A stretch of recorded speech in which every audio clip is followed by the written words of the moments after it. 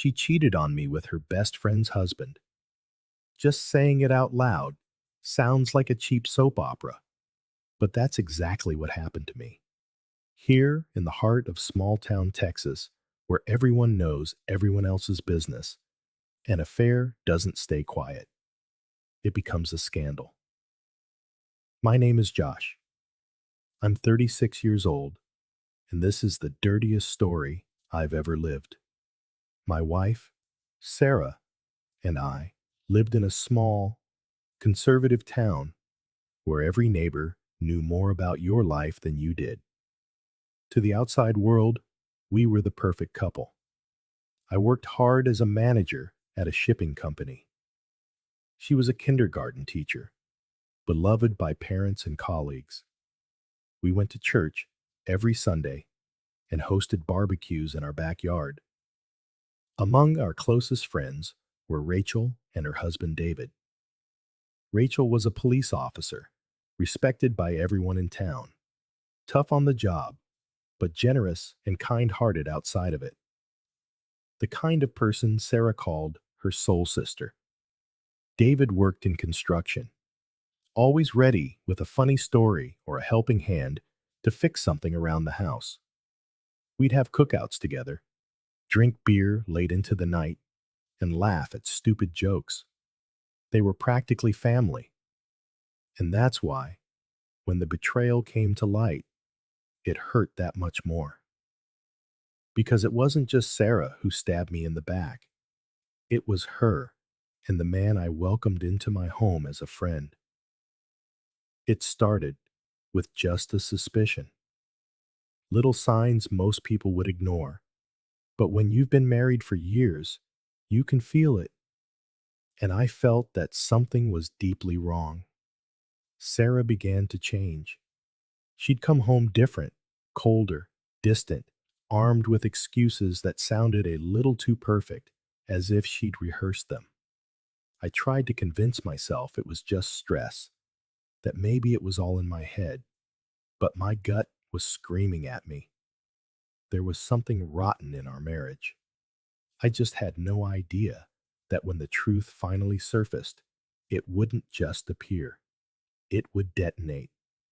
And I'm going to tell you exactly how my wife and her best friend's husband went down together. At first, I thought it was just the weight of routine. Every couple goes through that, right? The small silences, the different glances, the excuses to avoid intimacy. But deep down, I knew it was more. In a town like this, honor is a serious thing.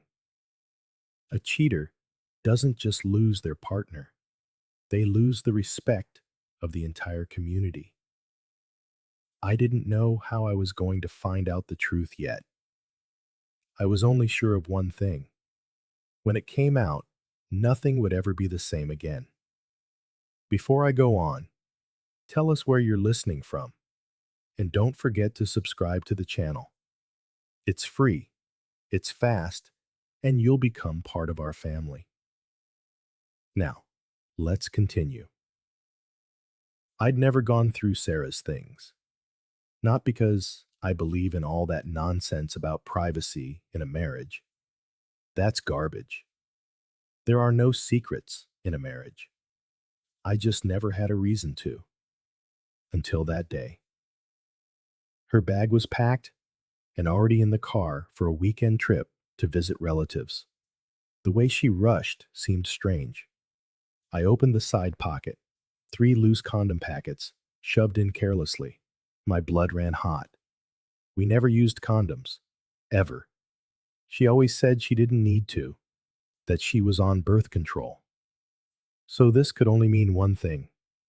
She was sleeping with another man. My first impulse was to throw it in her face, to end the whole charade right there. But I swallowed the rage. I took a deep breath. I wasn't going to put on a show for the neighbors. If she wanted to play games with me, she was going to learn the hard way. I went to the kitchen, opened a drawer, and took out a thin needle. Slowly, One by one, I pierced every single one of those condoms. Then I put everything back exactly where I found it, as if it had never been touched. I just needed to make sure her lover's protection wasn't as safe as she thought. Luck, or her bad luck, would do the rest. That night, she talked about her trip with a casual air, pretending to be distracted. But on Saturday morning, as she hit the road, I had already spoken with my lawyer. I wanted to be protected, financially, legally, and emotionally. I spent the weekend in silence. I didn't call. I didn't text. On the outside, I was the same old husband, but on the inside, I was already 2 steps ahead. And I knew that when Sarah came back from that trip, she would bring me the final piece of proof I needed. In the days after her return, I started watching every detail. I noted down repeated excuses, schedules that didn't add up, the way she hid her phone. My lawyer had been clear. Josh, suspicion isn't enough. You need proof, messages, photos, witnesses. Without that, she could even turn this against you. Be patient. Let her incriminate herself. And so I waited. I followed his every word. I didn't confront her. I didn't yell. I just watched. I just documented. Then, a few days later, Sarah walked into the house smiling like she'd just won the lottery. She sat down in front of me, took my hands, and said, Josh, I have news. We're going to have a baby. Inside, I almost laughed at her audacity. But that wasn't all. I was already doing the math in my head. Before that trip, Sarah had been cold with me, always finding excuses to avoid intimacy. And now, just days after her trip and those pierced condoms, she turns up pregnant? The timeline didn't add up. She could try to sell the lie, but I knew. That child wasn't mine. On the outside, I put on the face she expected. Surprise, even emotion. I let her talk about what a blessing it was, how it came at the perfect time. Everything she said was just more rope for her own neck. I know what you're thinking. If you were in my shoes, you would have ended it right there. But no. The one who acts on impulse is the one who loses. And I am not a man who loses. The next day, I went back to my lawyer. I told him about the pregnancy. He looked at me seriously and said, Now, Josh, it's just a matter of time. Find out who the father is, get the proof, and everyone will be on your side. In this town, adultery doesn't stay hidden for long. With that cold advice, I began to plan the hardest part, finding out who Sarah was cheating on me with. I started following her every move. Not every day. I still had a job to do. But I chose my moments carefully, whenever she came up with a flimsy excuse to go out. One Friday, Sarah said she had a faculty meeting with her colleagues from school. Nothing unusual, at least not in the way she said it. Instead of arguing, I just nodded. I waited for her to leave, got in my truck, and followed from a distance. After a few minutes of driving, I saw her pull into the garage of a house. And then I noticed something that made my blood run cold. David's truck was already parked inside. But it wasn't just any house. I knew that place. It was Rachel's old house.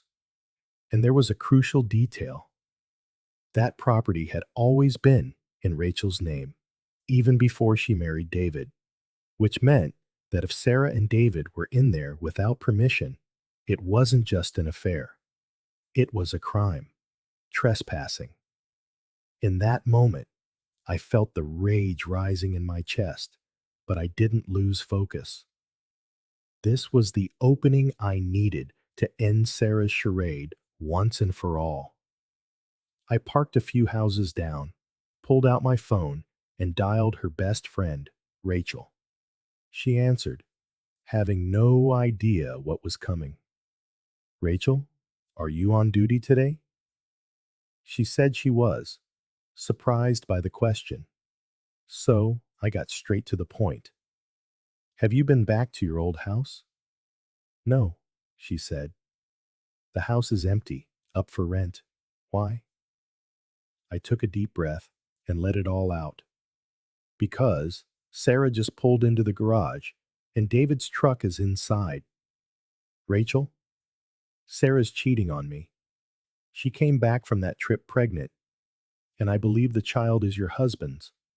They're not just betraying us, they're committing a crime inside your house.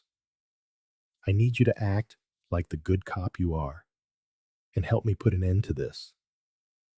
There was a heavy silence on the other end of the line. I could hear her breathing, and knowing Rachel, I knew she was weighing every option. Then her voice came back, sharp and dry. Josh, don't go in. Wait for me. I'm on my way, and I'm not coming alone. That's when I understood. This was about to get very, very real.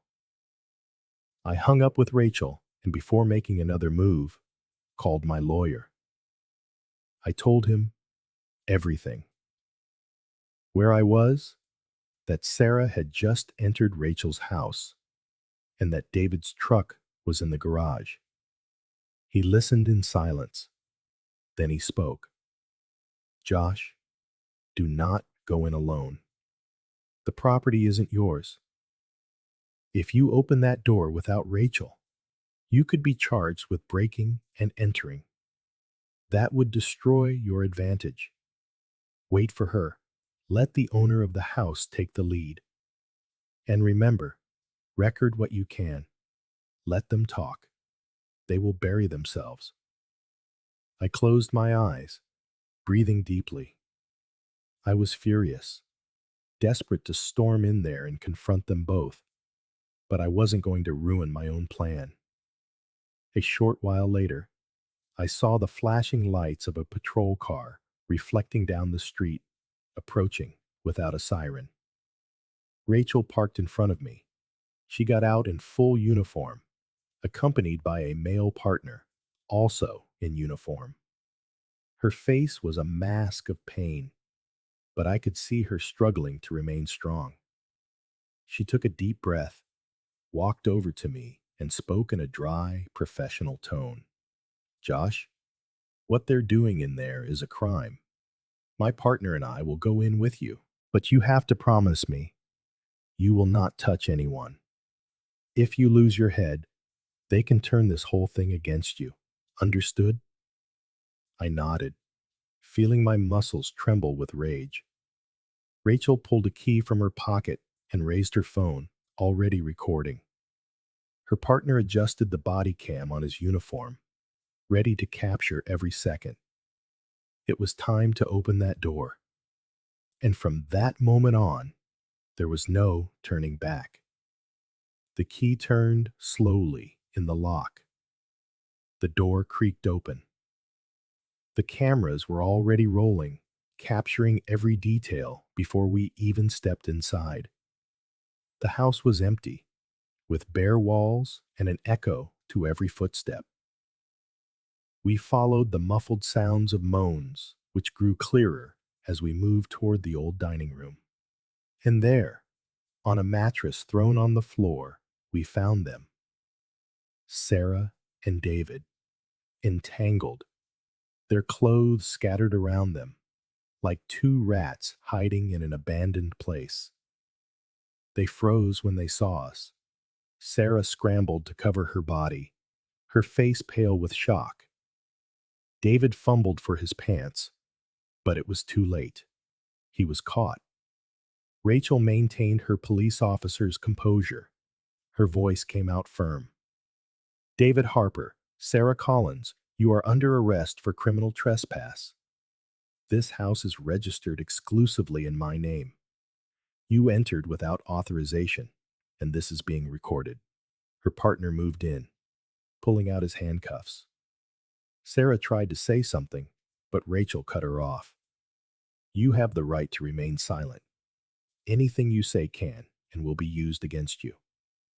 I just stood there, recording with my own phone, letting my contempt speak for me. In that instant, they understood. This wasn't just an affair. It was a crime. And there was no way out.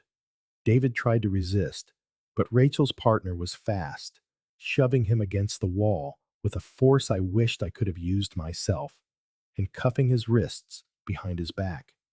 Sarah, meanwhile, was sobbing, trying to cover herself with a crumpled blouse. But she had no time. At Rachel's command, her partner cuffed Sarah's wrists as well. Rachel, listen to me, she pleaded, her voice trembling with desperation. It's not what you think. I raised my phone, still recording, and answered her with ice in my voice. Sarah, you don't have to explain anything. It's all on camera. And from now on, the person who's going to be listening to you isn't me. It's a judge. David then turned to Rachel, his face a mixture of anger and despair. You can't do this to me. I'm your husband. This house is mine too. Rachel took a deep breath, but her reply was hard as stone. This house is separate property. I bought it before we were married. The title is in my name alone. You had no right to be here. And now you're going to answer for trespassing, along with your mistress. He was speechless. Sarah was sobbing. Rachel's partner led them out toward the patrol car. I followed, filming every step. The man I called a friend and the woman I called my wife, now being led away like common criminals. Right there, I knew my revenge was complete, but their downfall was only just beginning. Sarah and David were taken directly to the station in Abilene. I watched as they were pushed into the back of the squad car, handcuffed and humiliated. I got into my truck and followed right behind them. I didn't need to record anything else. Everything that mattered was already documented. Now, I just wanted to see how far they would fall. At the station, they went through the same process as any other criminal. Mugshots, fingerprints, a police report. Sarah cried, trying to hide her face with her disheveled hair. David kept his head down, his shoulders tense, as if the gravity of what he'd done was finally sinking in. The initial hearing was the next day. The case was solid. Video evidence, witness testimony, and the homeowner herself, a police officer on duty, recounting the facts. There was no escape. David tried one last desperate move, arguing to the judge that as Rachel's husband, he had a right to be in the house. But the judge's response was immediate and blunt. This residence is registered as separate property, acquired before the marriage. You had no legal right to enter without the owner's permission. Sarah, desperate, tried to appeal to my emotions.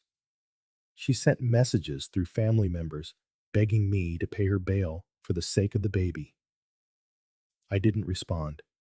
The ones who bailed her out were her own parents, shamed to their very core. The decision was clear. Both would be charged with criminal trespass of a habitation, a crime punishable by up to a year in jail and a fine of up to $4,000. The judge granted them bail, but made it clear that any misstep would mean they'd serve their sentence with no more chances. Their criminal records were permanently tarnished. But that was just the first fall. The worst was yet to come. From that moment on, their lives spiraled into ruin. The entire town found out in a matter of days. There was no hiding it. A mugshot doesn't just disappear, especially when it involves well-known people.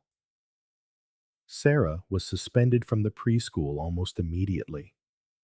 Some parents even went to the principal's office, outraged, saying they wouldn't accept a teacher who cheated on her own husband, was disloyal to her best friend, and had been arrested red-handed. In a conservative town like ours, reputation carries more weight than a resume.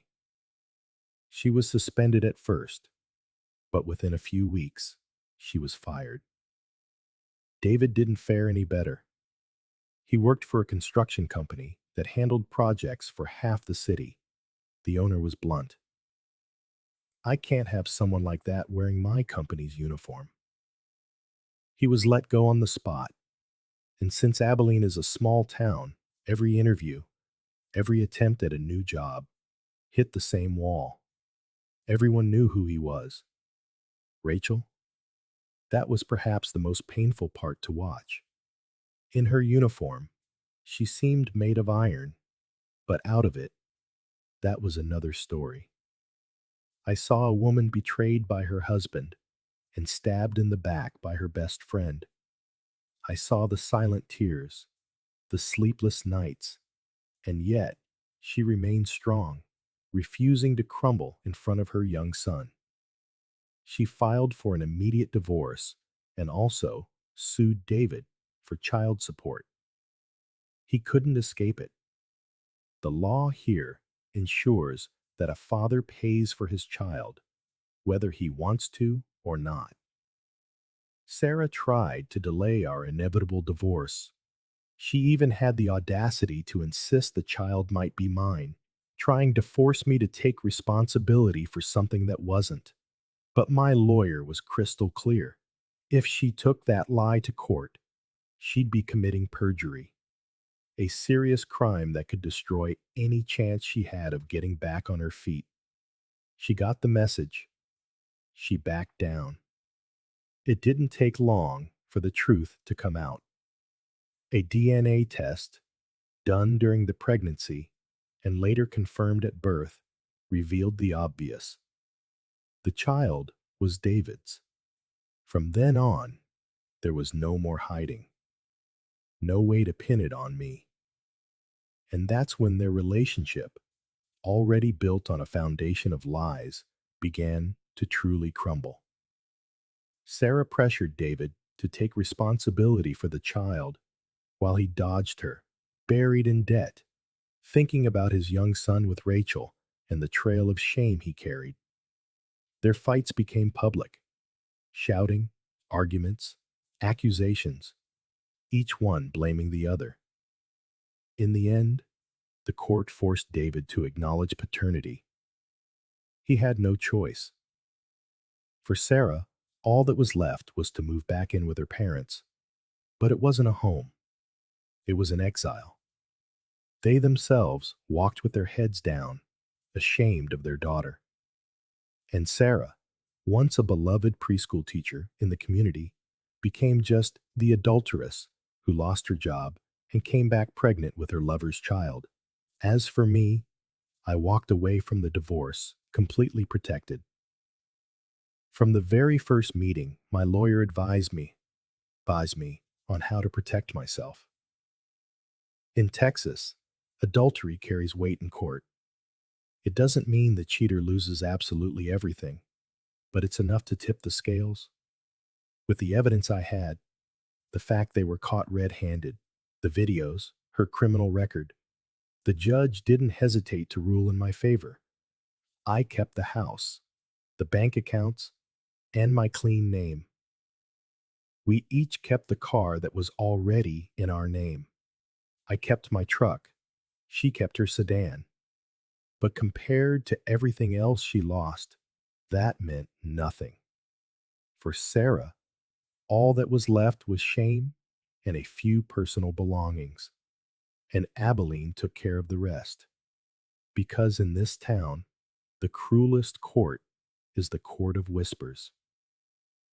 At every church service, in every supermarket line, at every roadside bar, The story was repeated. Sarah became the adulterous teacher. David, the man arrested in his own police officer wife's house. And me? I moved on, cold and with my head held high. I didn't have to raise my voice or resort to violence. I just had to act calmly, move the right pieces, and let the law do the rest. Sarah lost her name, her career, her comfort, and her dignity.